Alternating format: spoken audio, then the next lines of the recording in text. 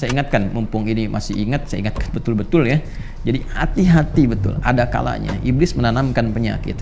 Dan ini yang penting diwaspadai di kalangan juga para pengajar, para ustadz. Ini penting sekali, karena psikologi Al-Qurannya seperti itu. Ya, akan ditemukan keadaan-keadaan karena ketidakmampuan atau karena kebelum mampuan mendapatkan informasi sehingga terbatas pemahaman dan didapati orang lain mampu menyampaikan itu, maka iblis akan menanamkan, ini potensinya, sifat-sifat keangkuhan, ya kan? Yang dengan keangkuhan itu dia mengemas sedapat mungkin supaya orang lain tidak mendapati ilmu dari orang-orang yang dimaksudkan atau orang yang Allah titipkan pengetahuan kepadanya, supaya terfokus kepadanya saja. Ini bahaya.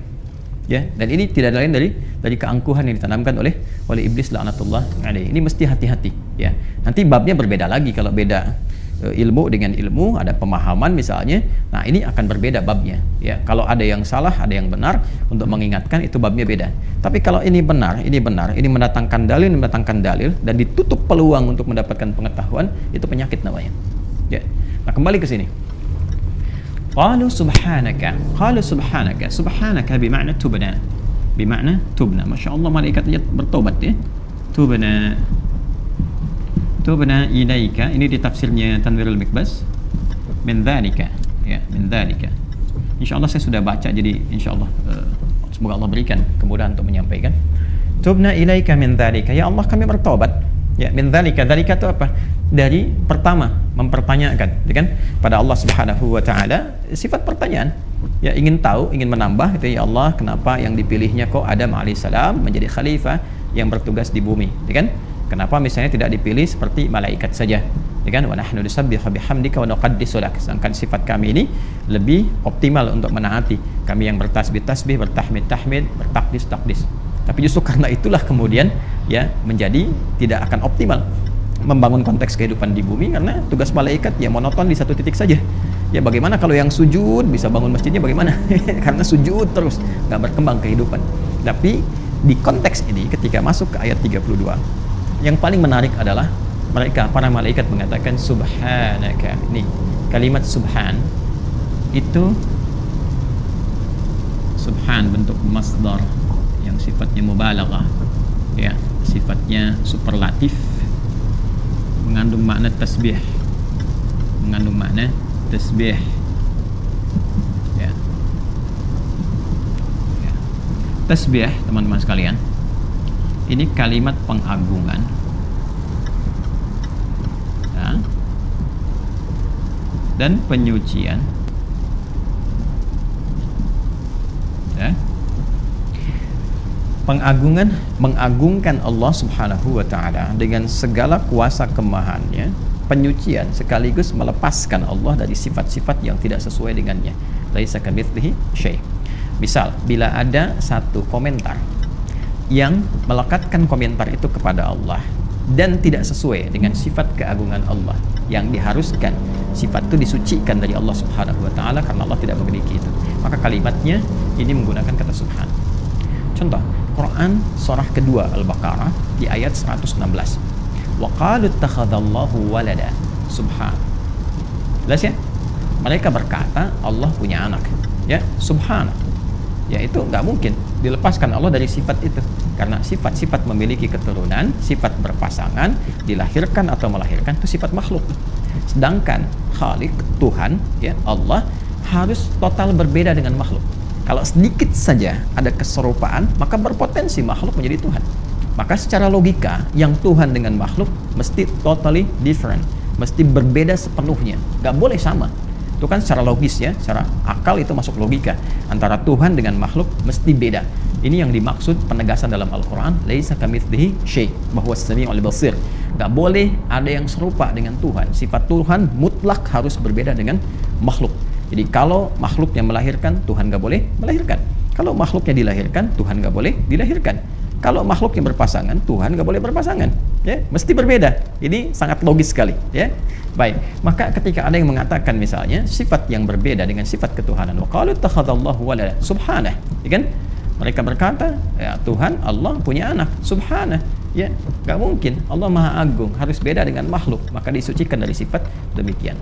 Contoh lagi, orang-orang memberikan komentar saat Nabi Shallallahu Alaihi Wasallam melakukan Isra, ya, dengan izin Allah Subhanahu Wa Taala, diisrakan oleh Allah. Karena itu kalimatnya menggunakan kata asra, ya kan? Diisrakan oleh Allah Subhanahu Wa Taala, menunjukkan ketidakmampuan Nabi melakukan sendirian. Karena itu adalah bagian dari mu'jizat, dan mu'jizat adalah peristiwa yang menjadikan kita meyakini bahwa itu adalah kekuatan yang tersambung kepada Allah, sehingga kita meyakini sesungguhnya itu adalah seorang nabi, rasul, dan Allah yang punya kuasa, dan dengan itu muncul kepatuhan dan keimanan kepada Allah. Baik, sebagian orang berkomentar, ini nggak mungkin Muhammad SAW melakukan perjalanan dari Masjidil Haram Makkah Al-Mukarramah ke Masjidil Aqsa, naik ke langit lagi, ya, cuma dalam waktu yang sekejap saja, sepertiga malam balik lagi, ya. Maka mereka ada yang menyimpulkan, wah ini nggak mungkin, ini dusta, Tuhannya Muhammad mengada-ngada dan sebagainya. Maka turunlah ayat untuk membantah itu dengan kalimat subhan, ya, di Quran surah 17 dengan namanya surah Al-Isra, di ayat pertama, subhanalladzi asra bi'abdihi laila minal masjidil haram ilal masjidil aqsa alladzi barakna haulahu linuriyahu min ayatina innahu huwas samiul basir. Baik, subhanalladzi asra, kenapa menggunakan kata subhan? Satu sisi menunjukkan keagungan, ya, hanya Allah yang maha agung, jauh dari yang kau bayangkan. Makanya yang memberangkatkan Nabi yang agung, yang paling tinggi, yang maha dahsyat, yang maha segalanya. Kalau memang karena cara pandang Anda, nggak mungkin bisa terjadi. Anda terbatas, kemampuan terbatas, karena itu hanya yang maha agung yang bisa melakukan itu. Hei, siapa dia? Allah. Allah yang jauh dari apa yang Anda bayangkan, jauh dari apa yang Anda tuduhkan, jauh dari apa yang Anda cemoohkan. Maka menggunakan kata apa? Subhan. Maka di sini ketika malaikat menggunakan kata subhanaka la ilma lana, Quran surah ke-32, surah kedua, Quran surah kedua ayat 32, surah Al-Baqarah ayat 32. Ketika malaikat menggunakan kata subhanaka, ini bentuk ketawaduan luar biasa. Ya, Masya Allah. Dan malaikat cuma bertanya gitu kan, dan dari pertanyaan itu Allah jawab. Ya, karena ada kekhawatiran bahwa dengan melakukan itu, ya, diduga ada bentuk-bentuk sifat-sifat merasa tinggi, bentuk-bentuk kekurang tawaduan, langsung keluar kalimat subhanak, ya Allah, hanya Engkau yang maha agung, ya kan? Ya, kami bebaskan, ya, diri kami dari hal-hal yang kurang baik, dan Engkau maha suci dari segala hal yang disifati oleh makhlukmu yang tidak selaras dengan keagunganmu. Ini betapa tinggi keteladanan yang ditampilkan oleh para malaikat untuk selalu menunjukkan ketawaduan dalam setiap hal dalam berkehidupan. Imam Malik adalah contoh yang paling luar biasa mempraktekkan ini. Ketika ditanya puluhan pertanyaan, ada yang mengatakan 40 pertanyaan, ya kan? Dan Masya Allah, di antara sekian banyak yang bertanya itu, yang paling viral adalah orang yang menguji beliau dengan satu pertanyaan yang sangat mudah sekali, ya, dan orang-orang sudah tahu, tapi beliau menjawab dengan kalimat yang sangat luar biasa. Allahu a'lam. Ditanya A, Allahu a'lam. Tanya B, Allahu a'lam. 40 kurang lebih dijawab cuma 8, 32 Allahu a'lam. Sebagian orang berkomentar, ya kan?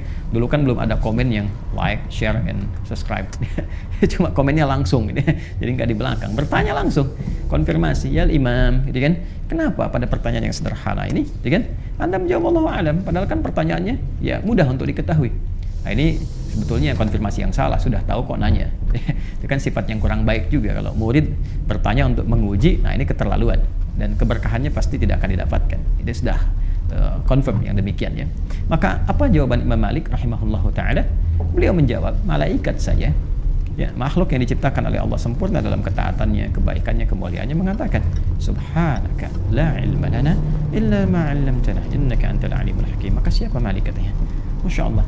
Jadi Imam Malik itu dengan perkataan Allahu a'lam ingin mengajarkan pengetahuan, bukan ingin menyampaikan, ya, dalam konteks ini tidak tahu tentang jawaban, tapi ingin menegaskan bahwa ada kalanya kita mesti merendah, ya kan? Dan itu bagian dari ilmu juga, untuk menunjukkan kepada orang jangan merasa menguasai setiap hal. Problemnya apa? Ketika seseorang merasa menguasai setiap hal, bisa jawab ini, jawab itu, ini, itu, nanti akan muncul penyakit yang kedua. Apa penyakit yang kedua? Setan tanamkan dalam dirinya seakan-akan semua mesti dikuasai. Akhirnya memaksakan diri untuk menjawab pada apa yang tidak dikuasainya. Dan ini bencana, musibah ini. Musibah. Ya, permisi sebentar, buka Google dulu. Lihat lagi, sekarang ada artificial intelligence, itu lebih kacau lagi gitu kan, dalam konteks yang hal-hal yang boleh jadi belum diketahui, ya, atau konteks yang berseberangan. Kan ilmu itu tinggal dibagi dua, ada yang bermanfaat, ada yang tidak. Yang manfaat diolah jadi kebaikan, yang tidak ditinggalkan. Ya, nah ini problemnya adalah ditanamkan pada sifat yang kedua. Nah, makanya mesti hati-hati juga, mesti hati-hati tuh kalau nggak ada basic, yang nggak ada dasar tuh jangan dipaksakan. Wallahu a'lam, bagian dari ilmu. Karena itu ada ungkapan yang sangat populer, la adri nisful ilmi. Perkataan saya tidak tahu adalah setengah dari pengetahuan. Nah, ini yang diajarkan pertama kali dari ayat ini adalah adab. Ya, adab. Semakin berisi, semakin menunduk. Ya, itu kan seringkali orang tua kita mengajarkan ilmu padi ya.